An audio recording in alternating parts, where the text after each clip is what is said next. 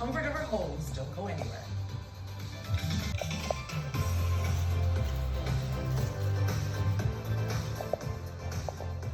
Welcome back to the show now. Are you counting down the days until the hairdressers and the salons reopen? If this is the case, my next guest joins us now with some great tips and tricks to get us over the line until that day comes. Sarah Naylor, image and style consultant. You are so welcome to the show. And can I say, your hair looks amazing, but of course it does because of what you do. How have you been getting on through COVID? I suppose like everybody else, just take it one day at a time, Ruth. Like just one foot in front of the other, that's all I can do. Basically, one beautiful step at a time, that's what I like to say. Oh, that's really nice, one beautiful step at a time. So, you have published your own book, which is, I tell you what, some people learned languages during the last 14 months. Some people learned an instrument, some people like me did hardly anything. And then people like you went and published themselves a book. It's called Salon Styled at Home. I suppose, I'm imagining you had everyone in mind when you wrote it, because we're all so affected now by the salons being closed. But is this something that you felt was missing? This book needed to be written? Yeah, absolutely. I have a massive passion for education. I teach in Irish schools and colleges. I teach beauty therapy and hairdressing, but I also teach to parents groups. So it's always in disadvantaged areas. So I go into the schools or the centres that are run by the ETB or the Southside Partnership, and it's just to teach people about personal care and presentation and the importance of it. And so in lockdown, I wasn't able to get into the centres to teach these people, and I wasn't able to reach these people. And I started doing online videos, and I have to say it was nerve-wracking initially, but I did it for a school project over in Finglas.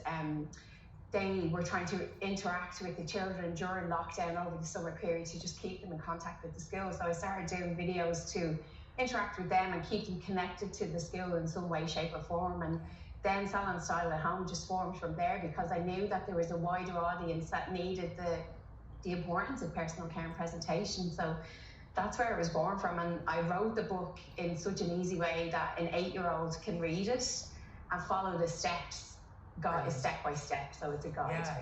It's funny because you mentioned something there, and it was something that hadn't occurred to me, that when you're teaching in a disadvantaged area, you're probably helping people with, as you say, their presentation when they turn up maybe to do an interview, or maybe when they're on Zoom doing an interview. And this is something we've probably forgotten about in the last while, but maybe for people who are getting their first leap into the working market, it's a really great thing. How have we let the ball drop in terms of, let's say, personal care? I don't want to say personal hygiene, but personal care over the last 14 months. This is really, really important to me. I started trying to trend this hashtag called Shoes On 2021, because I've just been highly aware that nobody's putting their shoes on anymore. And I think that that's what we've been doing. We've been putting on tracksuit bottoms. We've been making the top look good and forgetting about the bottom. Yeah. And I do think that a lot of people, like their body armor is their uniform, like whether it's their power suit or their polished shoes or whatever it is that makes them feel important to the world and respected in the world, and they've not been doing that as much. So I'm trying to reach out to people to try and carry on with their normal, regular routines that they would have had when they were leaving the house to go to work, whether it be in a corporate environment or whether they were just going to the school or wherever they were going. But basically we've lost all of that because we're not leaving the house as much. And I do think that putting your shoes on is really important. That's really clever, because as soon as you said it, I thought, oh my God, she's so right. I have shoes on me today, but I'll be literally falling out of the studio in my high heels, because probably the last time I wore them was when I was last in studio. And I suppose there's probably people who, a bit like myself, when I don't need to be dressed up, I really don't care. But there's plenty of people who do find that their mood is affected by it. And maybe they've gotten a bit lost in the last sort of year and a bit. Yeah, absolutely. And I think it's not even about putting on a face of makeup. It's not even about curling your hair. It's about taking the time out for you. And if that's just doing a nice skincare routine, and it goes for men and women across the board, because I think that men are starting to lose the grooming aspect where they probably would have shaved every single day. They're now leaving it longer and longer in between shaves because they're not physically getting up and going to the work, and they are being sent off to the playrooms or the attic, so they're not having the social interaction as well as women and children. So I do think that your whole presentation is your body armor. It's what presents you to the world in a good way, and if that's taken an extra 5 minutes in the morning in the shower, or an extra 5 minutes to take that shave or to do that skincare regime, is really, really important to people. Yeah, and I love the idea that you say that it just might only be 5 minutes, which is totally my idea of self-care. For somebody who's watching going, oh, but I don't even know where to start. I just feel like I'm feeling blimpy and my hair is terrible. Where would you start with somebody like that who's just totally fallen out of their typical ways? Baby steps, complete baby steps. So pick something that is really, it makes you feel like you. So again, if it's eyebrows, buy the at-home tinting kit in the chemist. I have got free videos on my YouTube channel. Anybody's welcome to come and watch and tint your eyebrows. If it's wanting to blow dry your hair in a certain way, again, there's lots of free material out there, and you can follow along step by step. But definitely just making that first step, the first baby step, whether it's getting up half an hour earlier so you do have that time in the bathroom alone that you can spend with yourself, and a little bit of self-care and self-love. You talk as well, I love the idea that, for one example, you were saying about putting on a face mask, and you said during the time when you have the face mask on that you would do a little bit of meditation, which might be the first couple of minutes you've taken to yourself. How does somebody do meditation if it's their first time?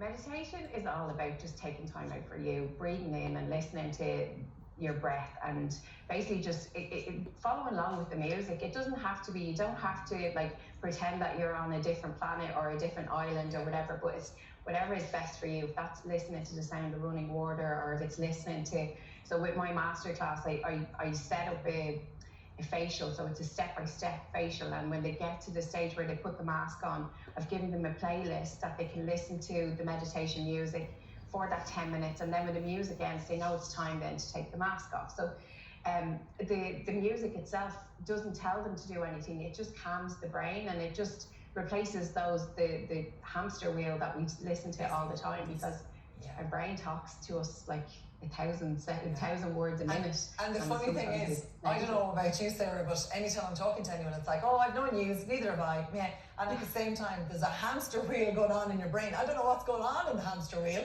I don't think there's a lot, certainly in my instance.